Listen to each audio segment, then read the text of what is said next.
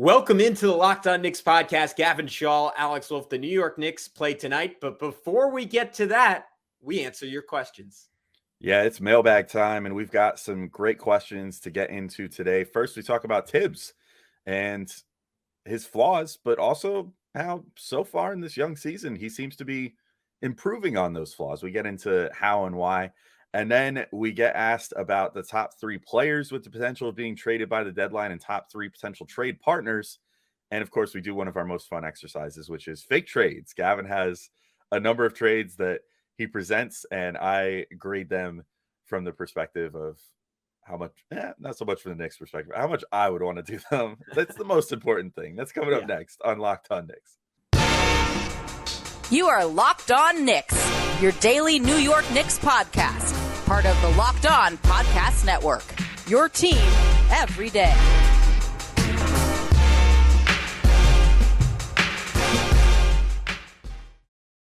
You are Locked On Knicks, and today's episode is brought to you by PrizePicks. First-time users can receive a 100% instant deposit match up to $100 with promo code LOCKEDON. That's prizepicks.com, promo code LOCKEDON. We want to thank you for making Locked On Knicks your first listen today and every day. We're now available on all platforms, and that includes on YouTube. So if you haven't already, please go and throw us a subscription there. But who's talking to you? I am Gavin Schall, a play-by-play broadcaster. He is Alex Wolfe, editor-in-chief of The Strickland, the greatest darn Knicks website out there. You can check them out on all social media at thestrick.land. And Alex, we start our day talking about the coolest coach in the land. I'll just read both these questions at once because they're both about Tibbs, obviously. And I figure we could just sort of do like a full spectrum overview of where we're at on him after the first two games of the season. A little early, but never too early to talk Tibbs. Cool Clyde on crack at Cool Clyde 10 wants to know, is Tommy Tibbs' greatest fault his time management and over-reliance on tight rotation? And then another version of questioning Tibbs' flaws from Adrian Chatham, someone I saw Batman with, at Magic Age 683. He wants to know, Tibbs is always talking about reads and the game will tell you what to do. Do you think the Knicks could benefit from an actual offensive coach that has a philosophy or specific game plan? I feel their defense is great, but they need offensive direction besides read the game. Alex, we've said a lot of nice, not so nice things about Tibbs on this podcast over the years. Where are you at 2 games into the season? I actually feel pretty good about what they've done so far. Like, I think that they actually do have more of an offensive identity than they've had in the last number of years, to address Adrian's part of the question. Like, I think we're seeing, and look, I'd be lying if I said that I was like some X's and O's expert. Maybe we could bring on someone after a few weeks when we have a slightly larger sample size to get into this, like maybe like Benji or someone like that, who's like really, really good at breaking down film. But to my eye, I mean, they've been running more sets where they kind of clear out one side of the floor, run a Mitch pick and roll, off the side with, someone, whether it's RJ, whether it's Fournier, whether it's, Brunson, to sort of initiate the action, and then keeping the floor spaced on the other side, then, working to get the ball around the perimeter and eventually find someone for an open three, if not getting someone into the paint like a Brunson or an RJ, and then also having Randle, able to do his thing, an ISO as sort of a emergency option of sorts.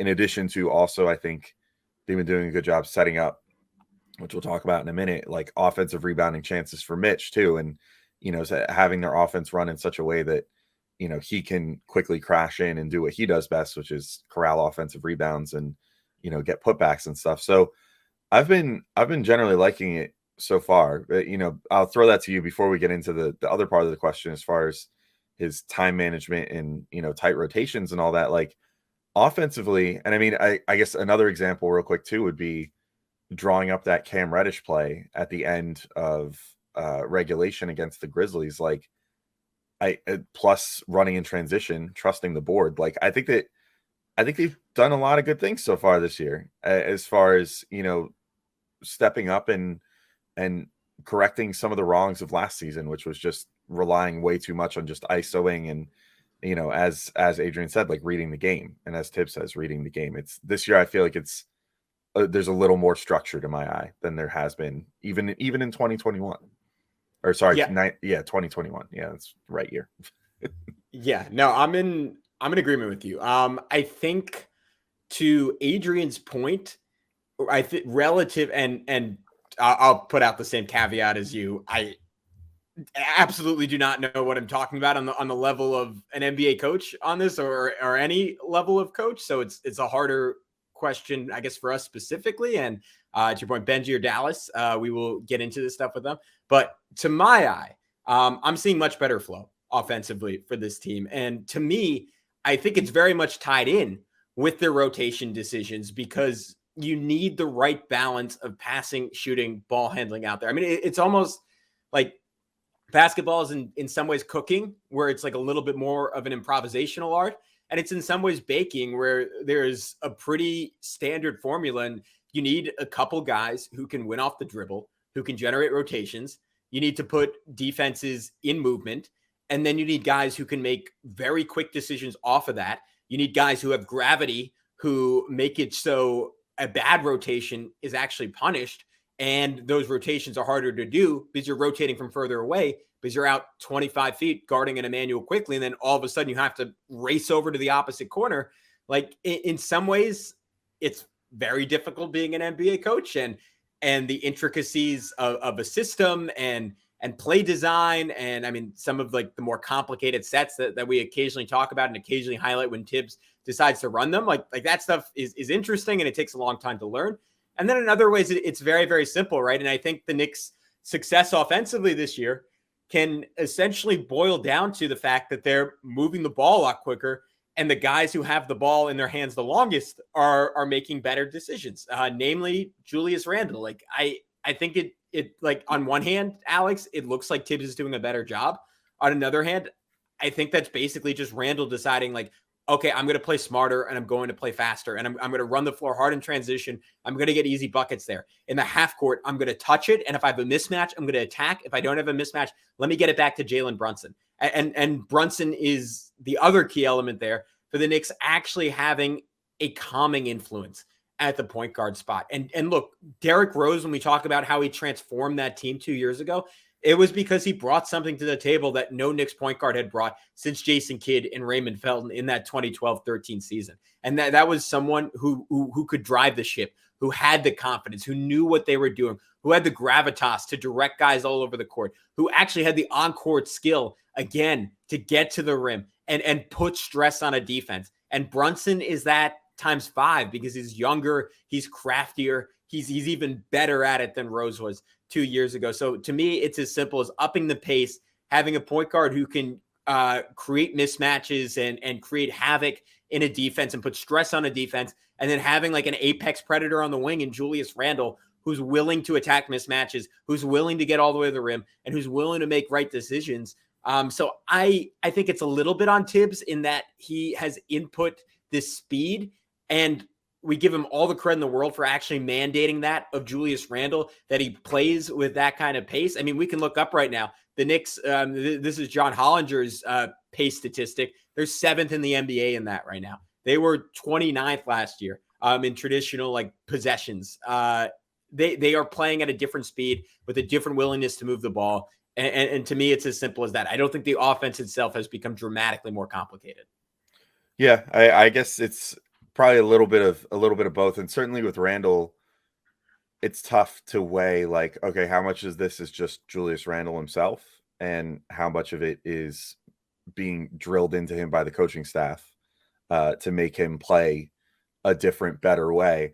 I want to give Julius plenty of credit for that too, because I mean, he did talk about, watching European basketball and trying to emulate his game after that and all that stuff.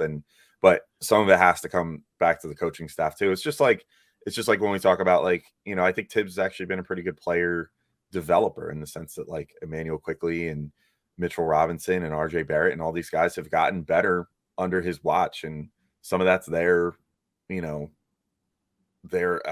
work ethic personally and stuff, but other parts of it are like this coaching staff has done well by them too. So I guess we'll see as far as all that's concerned. As far as Cool Clyde's part of all this, is his greatest fault time management or over-reliance on a tight rotation? I think, again, both seem to have been a little better so far this year. Like, I think that his his time management, I guess, like, I don't know exactly how to define that. Like, is that like how he uses his timeouts? Is that how he, staggers his players coming in or what? I think that all those things were not necessarily the best before. Like, he would burn a timeout and then make 0 changes, which is just the most asinine thing ever. Like, when the team last year would be getting lit up for the first like 6 minutes of the game, he would call a timeout and then throw the exact same lineup out there and expect them to do something different. And they wouldn't, because they hadn't in any of the previous games. But then also time management, I think, is like, how much are you staggering which guys play with what unit, and that sort of thing, to try to like maximize everybody's strengths. And I think he's traditionally been pretty bad at that too, with the hockey shift type thing, which also sort of goes with the tight rotation thing as well. Like, it all just sort of bleeds into one another. I would probably say the biggest fault is ultimately the time management. I think a tight rotation is fine if your guys can handle it, and honestly, like, if he ran a 9 to 10 man rotation, that's not like that much different than most teams in the league. Some teams go out to like 11 or so, but you're not going to find too many teams going out much more than that. And honestly, like, as long as the guy's endurance is okay, which the Knicks have stressed, endurance over the last few years, and seems like everybody on the team is in pretty good shape at this point. Like, I'm fine with that. The tight rotation doesn't bother me. So I think the time management is probably the big thing. But again, just a couple games into the season, but I think he's shown some improvement in that regard so far this year. Yeah, I want to get into the rotations a little bit more, because to me that's been one of the more encouraging aspects of what he's done as a coach this year. But before I do that, Alex, what's the best place to go to play some daily fantasy? Well, I got to tell you guys about PrizePicks, because it's been pretty revolutionary. I used to not enjoy playing daily fantasy, because you go on these various sites and they promise like, oh, it's a great game, you build like your fantasy lineup and you use the dollars, it's very strategic and fun and blah blah blah. But then it's like just a bunch of professional people with all their advanced statistics and whatever, buying up all the entries and winning all the winning positions in any given thing, and you're playing against all these other players, and it's not fun. It's not fun if you want to just have a little fun and like play a game and have something to root for any given night, because that you're kind of behind the 8 ball with all these other companies. That's where PrizePicks comes in. PrizePicks is totally different. You pick 2 to 5 players, and if they score more or less than their PrizePicks projection, you can win up to 10 times your money on any entry. For example, you could take Luka Doncic to score more than 26.5 points, LeBron to have more than 7.5 rebounds, KD to have less than 6.5 assists, and Steph Curry to have more than 3.5 3-pointers made. And it's just you versus those numbers. You don't have to play against a bunch of professional players. It's a lot more fun of an experience. And PrizePicks offers projections on any sport that you watch. That includes, you ready for this long list? NBA, NFL, MLB, NHL, PGA, college football, men's college basketball, women's college basketball, soccer, WNBA, esports, NASCAR, tennis, MMA, boxing, disc golf, Euro basketball, cricket, and more. Somehow more than that. But you can also place multi-sport entries, meaning that if it's like a football Sunday and the Knicks are playing, you can pick, I don't even know who's healthy on the Jets anymore. You pick Zach Wilson over 200 passing yards and RJ Barrett over 20 points or over. I got to say that Zach Wilson over little bold, Alex, little bold. It is a little bold, but not too much more bold than Daniel Jones doing the same. So, my guy can run. My guy can run. So can Zach. They're the same player. But entries can be made in 60 seconds or less. It really is that easy, and they're safe and fast withdrawals. And it's currently operational in over 30 states and Canada. So download the PrizePicks app or go to prizepicks.com to sign up and play daily fantasy sports. First-time users can receive 100% instant deposit match up to $100 with promo code Locked On. If you deposit $100, PrizePicks will give you $100. If you deposit $50, PrizePicks will give you $50. Don't forget to enter promo code Locked On at sign up for an instant deposit match of up to $100 with PrizePicks. All right, we're back, Gavin, and I'll just throw this to you because you ended the last segment saying you wanted to briefly talk about Tibbs rotations before we get into our next mailbag question here. So the floor is yours. Yeah, I think it's a little less crucial this year than in past years that he mixes and matches the starters and the bench, just because stylistic diversity is built into this team by replacing Nerlens Noel with Isaiah Hartenstein, you're automatically getting two different looks at the center position, at least. And I remember the past 2 years, it was kind of more important to me. Like, all right, I want IQ to get a chance to run pick and roll with Julius Randle and get to play off someone who had a little bit more gravity as a passing big, because they didn't have that in the lineup last year. Now he's Hartenstein to play off him. So that's just one example, but it's one that makes it a little bit less crucial. And I'm actually I'm falling a bit more into Tibbs's camp this year of, all right, let the units build up some chemistry. And then as the year goes on, make some adjustments. But I also don't want there to be a rigidity there, because if someone's having a good game or you want to see a different look, I was talking about how fun it was watching IQ get an easy bucket against the Pistons just because Jalen Brunson drove into the lane and drew two defenders. I love RJ Barrett with that bench unit because I think it encourages his passing so much more. It's one of the most interesting and I think just natural parts of the game. When you play with people who like to pass, you pass it more. And RJ with that bench unit is magic. So as many minutes of that as we can get, and maybe that means subbing him out a little bit earlier, getting Cam a few more minutes with the starters and getting Cam's confidence up, or when Grimes comes back, knock on wood, he gets a little bit more confidence with the starters. So all that is to say, I'm fine with how Tibbs has handled that so far. As the year goes along, I want to see him continue to experiment, because I think there could be some really interesting stuff there, whether it's even Rose coming in a little bit early and Brunson getting some run with the bench. But there's a lot of things to do. The time management stuff, I'm with exactly what you said. I don't think there's been anything wrong with it so far this year, and we'll see as the season goes along if that crops up as the Knicks playing more and more close games. But Alex, we got a fun trade question to get to, and that one comes from HB Solo at H Boozy Jr. Or maybe it's Boise Jr. I don't know. We got to ask HB. Anyways, he wants us to know, or he wants to tell us or ask us, rank the top 3 players with the possibility of being traded by the deadline / top 3 trade partners. So Alex, I'll quickly throw you my guys and I'll get your reaction on it. But my top 3 players in order are Evan Fournier. I chose to only go with guys in the rotation. Evan Fournier, Cam Reddish, then Obi Toppin. My top 3 trade partners, and we can circle back to this because I have specific trades with each team, but they are the Phoenix Suns, the Denver Nuggets, and the Memphis Grizzlies. Okay, run me those players one more time. Okay, sure. It was Evan Fournier first, then Cam Reddish, then Obi Toppin. Okay. Yeah, I mean, I think I don't know how I feel about Obi being included on the list. Although with how I'm not happy about it, but I just that Ian Begley report that we haven't talked about on this podcast, so I'll quickly mention it was him just kind of offhandedly saying the Knicks are I don't want to misquote this, but the way I remember it was the Knicks have some slight concerns about paying both of them, and the implication was kind of one could get traded.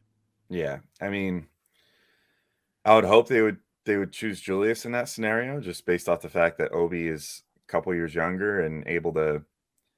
Oh, he was saying Obi and IQ, to be clear, not Obi and IQ, not Obi and Julius. Well, either way, I would still hope that they would trade Julius, and then that frees up the money needed. It's like an A, B, C, D choice list. I'm gonna go with E on that one. Not an option. No. I'm going with E. Yeah, we need E here.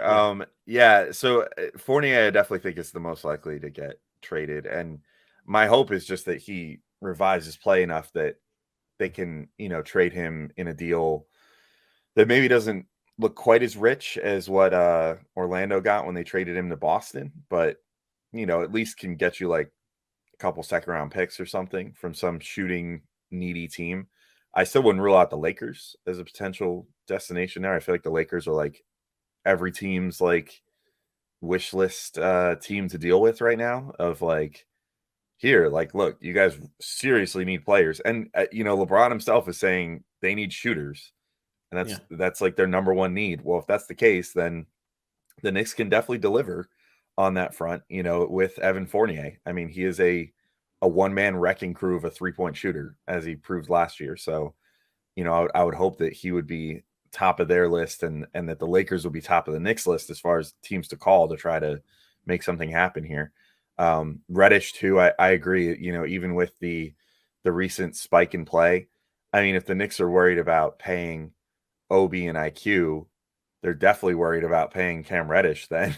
Like I can't see a world where even if Reddish plays pretty well this year and sticks, in the rotation, that they would be like willing to give him a decent contract. Like I feel like his ultimate destination would be being traded out in a sign and trade versus signing an offer sheet, this coming off season to maybe send him to a destination he wants to go more than, wherever could afford just a straight up offer sheet. But that of course begs the question of like, what would his offer sheet even be at this point? I think some team would probably give him 10 million a year right now. Maybe like 4 years, 40 million, something like that, just as like a prove it deal. But we'll see as time goes on with that. And then Obi, I don't want to even entertain the idea of trading him, but unfortunately, there's a world where he could be the odd man out. I will just say I struggle to see a world where this comes to pass, but I could almost see where if the Knicks aren't winning a ton of games where they would actually entertain trading Rose if there was like an offer for like a first round pick on the table for him. More so than trading an Obi, where they could be like, you know what, we can wait until next offseason. Like worst case scenario with Obi and IQ, you let them hit restricted free agency and set their own price. You don't necessarily have to extend them next summer. So I could see a world where Rose would maybe become available in that way, or even Randle to that degree, if they were just kind of like, all right, these guys are playing pretty well, but we're like 6 games under 500 at the trade deadline or whatever. Because the Knicks do opposite of last year where they had an easy schedule early. This year they have a hard schedule early. So, things could be looking a little more bleak around the trade deadline this year. Maybe they entertain selling off a little bit, but also if those guys are playing well, that would, and the team is still bad, that would mean the young players are playing terrible, which would not be great. I can't really see a world where those guys are playing good enough to up their trade value that the Knicks aren't also good. And that so was my premise. For that reason, like only Fournier, who seems like sort of an odd man out right now, is the only one that I could see being traded under either scenario. The rest of the team, I feel like, would be mostly, I don't want to say untouchable, but not being explored, being traded if the Knicks, them, as a whole are playing well. Yeah, I think pending Quentin Grimes' long-term health, the reason I had those two guys top 2 is there's only a spot for one of Fournier and Reddish on this team and in this rotation. Like that's pretty clear cut to me because Grimes isn't going to lose minutes. I don't think Quickly is going to lose minutes. RJ obviously is not losing minutes. So you boil down to one of those two guys, and whoever the odd man out there is, I think gets dealt. And even if Reddish is initially the odd man out when Grimes comes back, if he continues to look really good behind the scenes, that could be an impetus to move Fournier somewhere else. Alex, I have a couple of fake trades to throw your way and get your opinion on. But before we do that, I have to tell everyone about betonline.net because they're your number one source for football betting and the start of the new basketball season. That's us, baby. You can find all the latest player developments, team matchups, news, podcasts, and in-depth analysis on every single game. And as always, BetOnline remains your continued source for all your sports wagering info with live betting and up-to-the-minute scores for every sport out there. The fastest and easiest way to check in on all your favorite games and events, including MLB, MMA, boxing, and golf. And Alex, if our guy Tommy Tibbs does not continue to find success, the odds for the first coach fired, the favorite is Steve Nash at 5-1. The second guy on that list, Doc Rivers at 11-2. I would throw some money on Doc personally, but the fourth guy on that list, Tom Thibodeau at 7-1. I would hesitate on that for now. But look, the Knicks lose 3-4 games in a row at some point. That could flip very quickly. So head to the website today or use your mobile device to learn more, whether you want to bet on Tibbs or against him. BetOnline, it's where the game starts. And with that, we are back on Locked On Knicks. All right, Alex, buckle up. I'm going to throw some fake trades your way with these teams. You can let me go through all 3 of these. You can jump in if you have a thought. But here we go. First, let's do them one at a time. Throw me the first one. That's it. All right. We got the Phoenix Suns. My premise with the Suns being the Knicks' number one trade partner is I think they're going to be thirsty for Julius Randle. Like there's not going to be any subtlety here. There is going to be public lusting for him because this is a team, despite an impressive win over the Clippers a night ago and a pretty solid one opening night against the Dallas Mavericks, that needs another player if they want to prop their window open. And to me, Julius makes so much sense because at his best, we've seen it, he's an all NBA caliber talent.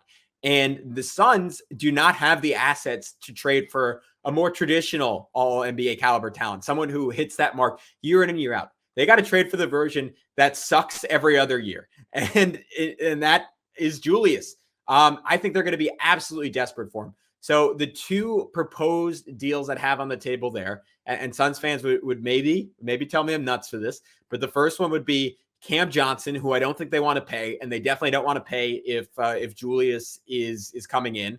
So Cam Johnson, Jay Crowder, just because they want to move off him anyways, and a first-round pick. The alternative one would be Dario Saric, Crowder, and maybe 2 firsts. And the premise of those 2 firsts is obviously that I think the Suns with Julius Randle would look like they're going to be a really good team for the foreseeable future. And I assume those firsts would have some protections on them. But Alex, what say you? Because I think Julius Randle is the difference between the Suns being a first round out and a Western Conference Finals contender. Yeah, I mean, I could see it. And Jay Crowder wants out there too, which he's well on record. So he's not even playing there right now. Yeah, exactly. So, I mean, Jay Crowder, Cam Johnson, I like. I guess I would have a little bit of trepidation if I was the Knicks too about paying him, if I'm being honest. Like, if that's actually a thing that they're thinking about as far as like young players right now and like, oh, which ones do we want to pay? Let me throw this out there. I think you would acquire him to trade him for another first round pick to a different team. Okay. All right. Yeah. I mean, if that Crowder as like a veteran. Yeah, I mean, if that's the case and you're just kind of like loading up, and then I think Crowder would be a great backup to Obi, which I think would be awesome, because then you could reasonably, play Obi Toppin 30 plus minutes a game, and have Jay just kind of come in. And look, if Jay Crowder is going to complain about playing like 20 minutes a game off the bench, then like get real, buddy. Like then you could trade him too. Well, I think the issue in Phoenix is that he didn't want to do that. So maybe you're trading both of them. So who knows? Maybe that's where this falls apart. But just as an asset play, there's a world where the Knicks walk away with again like 3 first round picks from that kind of deal. Yeah, I mean, I'd be all about it. I sign me up if that deal's on the table. And that's even saying that like I love how Julius has been playing so far this year. And if he played that way the whole year for the Knicks, I would be very happy with him.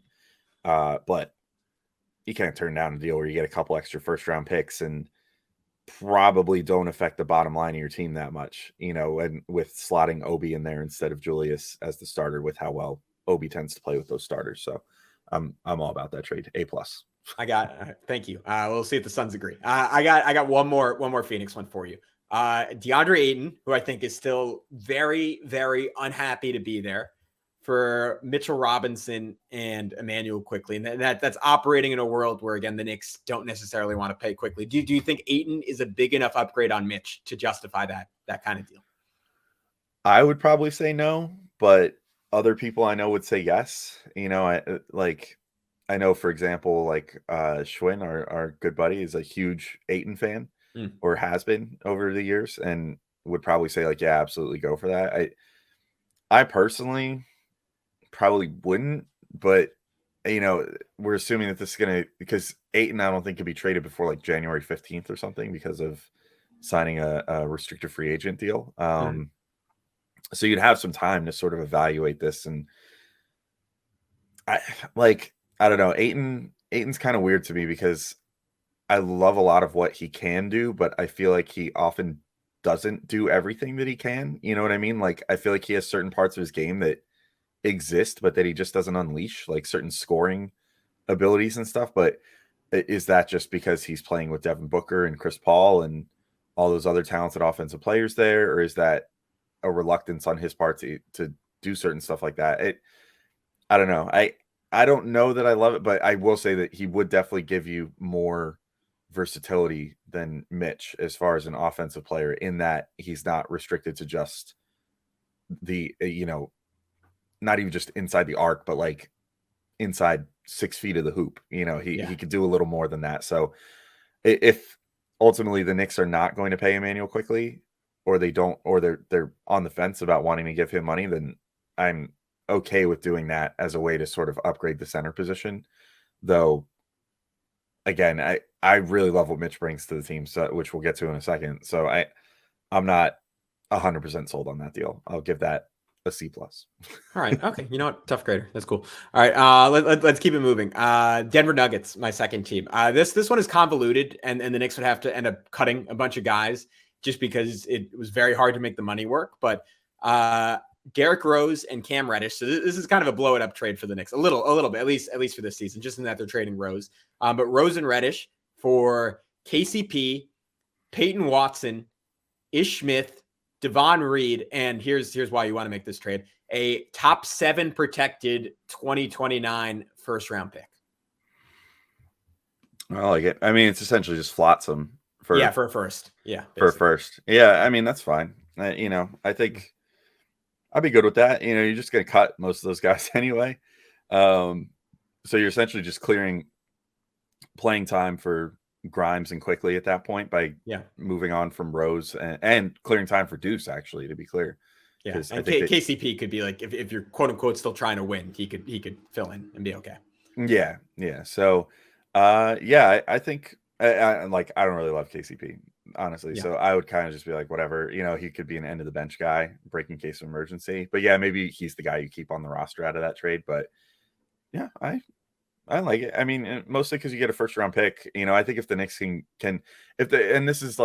the Knicks find themselves in a situation where they're not playing as well by like the trade deadline, I think that sort of deal is reasonable. To just start to finally do what they didn't do like last year, for example, and move off of like the Alec Burks types on the roster that they probably reasonably could have at least gotten a couple seconds for Burks last year. And then instead they wound up, I mean, it wasn't a large cost, but they did have to pay to get off of him in the offseason when they wanted cap space and everything. So, even if it only cost like a second, they could have instead, netted a few seconds and then just used like 1 second to move Nerlens and Kemba in the offseason or whatever, plus, trading to the protected picks out of their first. So, it's just like little things like that. I hope that if they're not doing as well by the deadline this year, that they entertain more, like learn from their mistakes of the past couple of years and entertain the idea of moving off veterans more than they have in the past. So yeah, if I'm the Nuggets, I'm jumping all over that. I mean, put Derrick Rose in that starting lineup with Murray, Porter, Jokic. That would be magic. Reddish off the bench, big wing. I would go all in on that if I were the Denver Nuggets. All right, one final one. It is for the Memphis Grizzlies, and I my gut instinct, Alex, is you will hate this one. But in a world where the Knicks are insistent on trading Obi Toppin because Julius Randle is just going to be playing 34 minutes a game for the next 4 seasons, Obi Toppin to the Memphis Grizzlies for Jake LaRavia and a top 6 protected first in 2025. Yeah, I would do that. I mean, I guess, if they're insistent on not paying him, that would be my only way that I would do that. I thought LaRavia looked pretty good in that first game. So I'm like, maybe he's a player. Like he could definitely shoot, which is good. I definitely don't like him as much as Obi Toppin. That's for sure. And that pick, I feel like you could pretty much bank on being in the 20s by 2025. I mean, you're going to have Morant that many years older, that many years better, plus, the core that they have in place. I also would really not be surprised if the Grizzlies got involved in the next star that becomes available discussion, or even as soon as like this season or next offseason, if like Durant gets fed up again, I would not be surprised if the Grizzlies like go in on someone like that, because they have all the young pieces to do it. And they still have like their own draft picks and everything else. So, I mean, I think that pick is going to not be super duper valuable, but future picks are always in some way valuable. So yeah, I would say from that perspective, again, only if they are dead set on not paying Obi Toppin would I make that deal. But otherwise, I don't think I would. Yeah, I do not want to trade Obi Toppin. But on that slightly dystopian / apathetic note, I think we can wrap up this edition of the Locked On Knicks podcast. We'll be back tomorrow morning in your feeds with a game recap. But until then, we'll talk to you soon on Locked On Knicks. Peace out.